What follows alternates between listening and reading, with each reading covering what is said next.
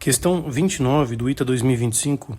Para quantificar o ácido ascórbico em uma amostra de alimento, foram adicionados 100 ml de uma solução aquosa de 0,005 mol por litro de iodo.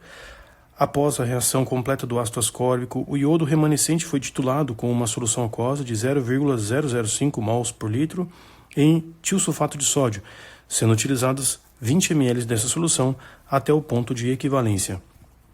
Considere as seguintes afirmações sobre a reação.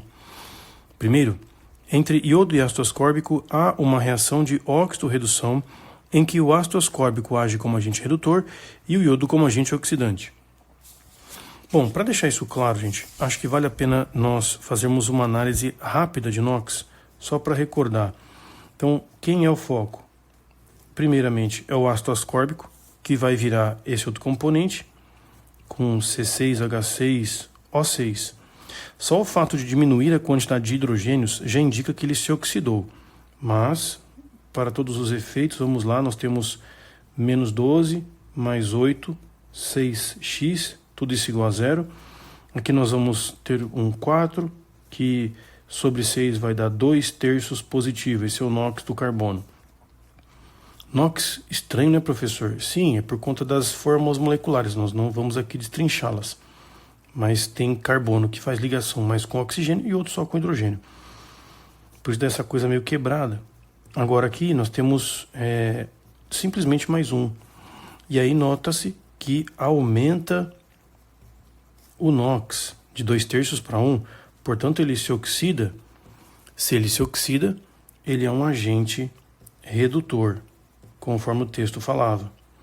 Já o iodo, facilmente nota-se que ele passa para iodeto, então de NOx 0 passa para menos 1, veja que diminui o NOx, quando diminui NOx, reduz, se reduz, ele é um agente oxidante. Então, recordações rápidas de como você faz essa avaliação, simplesmente olhando para o NOx. A primeira afirmação está verdadeira. Ácido ascórbico é agente redutor e o iodo é um agente oxidante. Muito bom. Segunda afirmação. A quantidade de ácido ascórbico presente na amostra é aproximadamente 0,08 gramas. Para chegar a essa afirmação de 0,8 gramas, gente, 0,08, é necessário fazer uma análise da quantidade de iodo total. Vamos perceber que foi jogado iodo que reage com ácido ascórbico, mas aí o restante de iodo que foi jogado em excesso também reage com o tiosulfato de sódio. Então é muito importante aqui ter em mente que existe um total de iodo que vai ser igual ao iodo que reage com ácido mais o iodo que reage com o tiosulfato de sódio. E é isso que nós temos que manter o foco. Primeiro passo, o total de iodo. Como nós sabemos que a concentração é igual ao número de mols sobre volume, o número de mols é concentração vezes volume. Multiplicando aqui a gente consegue esse número. Então eu vou pegar o 0,10 ml e multiplicar por este 0,005 mol por litro. Isso vai dar um total, aqui 10 a menos 3, então 5, 10 a menos 4. Esse é o número de mols de iodo que foi jogado. Agora, e o número de mols de ácido? É o que me interessa. E o número de mols de iodo que reagiu com o tiosulfato? Nós temos esse dado, ele fala que 20 ml foi utilizado de iodo para neutralizar esse cara. E aqui é a concentração de iodo, né? O iodo remanescente foi titulado como uma solução aquosa de tiosulfato de sódio, tiosulfato de sódio foi jogado nessas condições. Então, qual é o detalhe? Eu tenho que tomar a devida precaução com relação ao balanceamento. Quando nós jogamos tiosulfato de sódio em água, este se dissocia, formando 2 mols de sódio e 1 mol apenas de tiosulfato.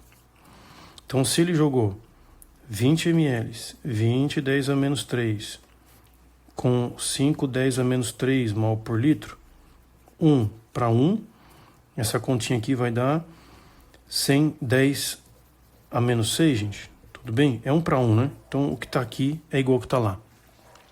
Agora, na nossa reação, o tiosulfato de sódio reage com a metade que tem de iodo. Então, 1 mol de iodo reage com 2 mols de tiosulfato. Quanto de iodo vai reagir se nós jogarmos aquele valor de tiosulfato que foi fornecido? Veja que nós vamos ter 50, 10 a menos 6, ou, para todos os efeitos, 0,5 vezes 10 a menos 4. Essa seria a quantidade. Então, meio mol, 10 a menos 4. Ok? Com essa observação, nós já podemos determinar a quantidade de X de iodo que reage com ácido. Então, veja, nós temos um total que reage em parte com ácido e o resto com tiosulfato. Ele me deu a quantidade de tiosulfato, eu volto para achar a quantidade de iodo que tinha lá, em excesso, e assim consigo determinar, por diferença, a quantidade em mols de ácido ali presente. Isso aqui vai dar 4,5 vezes 10 a menos 4 mols, e esse 4,5 10 a menos mol é de iodo. A princípio é de iodo. Qual o detalhe agora? Como nós temos uma reação de ácido com iodo 1 para 1, eu posso dizer que essa quantidade é exatamente igual à de ácido ascórbico. Feito essas observações, meus caros, que não é simples, né? São questões bem difíceis de titulação aqui envolvidas, eu vou atrás do ácido ascórbico.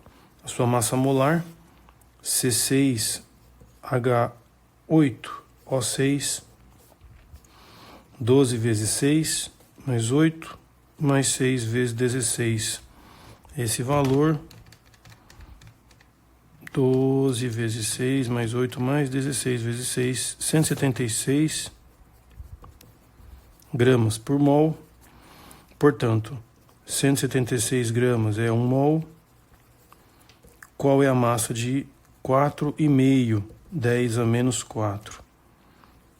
E esse valor vai dar a massa vezes 4,5, 10 a menos 4.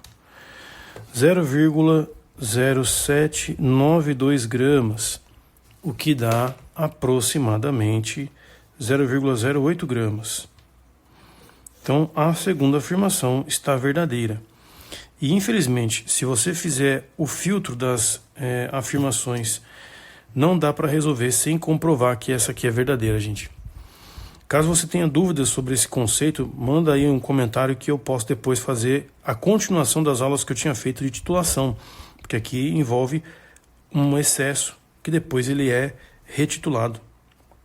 Bom, terceira afirmação. Após a titulação de neutralização do ácido ascórbico, que dá o pK dele, com o iodo, no ponto de equivalência, o pH da solução resultante é maior do que 7.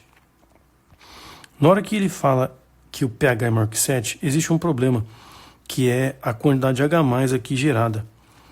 Na reação de neutralização não, mas a oxorredução do iodo com ácido ascórbico gera H+.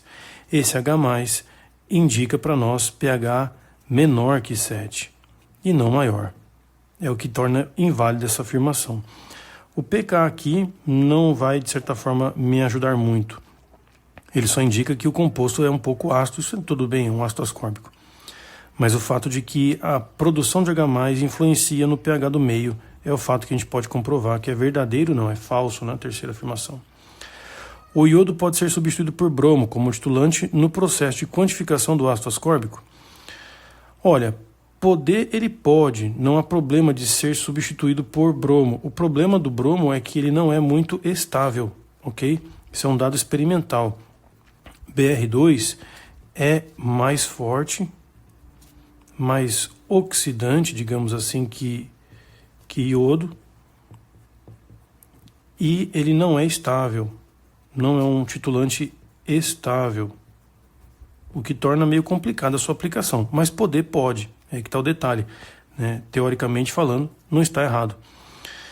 Feito isso, nós temos 1, 2 e 4 como verdadeiras, letrinha B, para essa questão do ITA, que para mim é a mais difícil da prova.